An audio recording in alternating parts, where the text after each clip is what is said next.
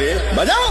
जिगर बसेर के न छोड़ब रंगदारी के आदत बा तोहरे नियन काचे कुंवारी के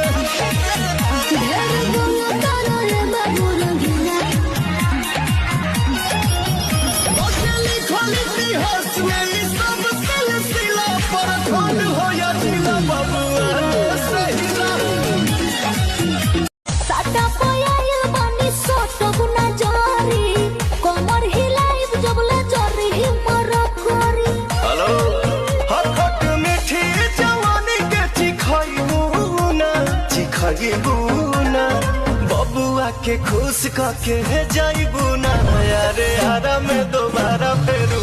आइबू ना।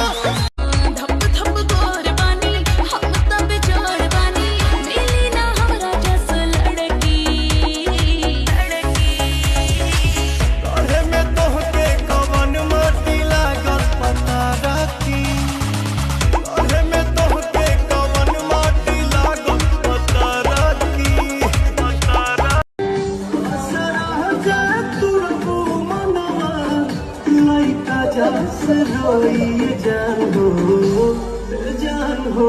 हमें पार तोड़नी कहिया हो जान हो हमें पार तोड़नी कहिया हो। अच्छा भइल हाई ना पे दगा हराई कोही गुची के रुचि से लेबे करा सुना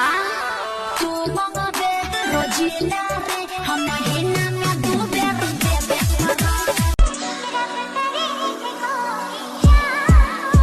हमरो मन हर एक रंग जाए हमरो मन हर एक रंग जाए साचो का अरे लागता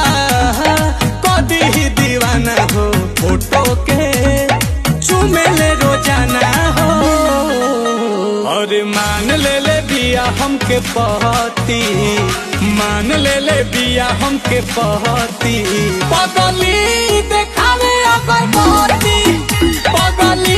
देखावे अगर पहती कि मैं तो डरा जाइबो ना देख ले हम ओकर अब कातिए जानू अच्छा लिखल बारंगदारी हमरा माथिए जानू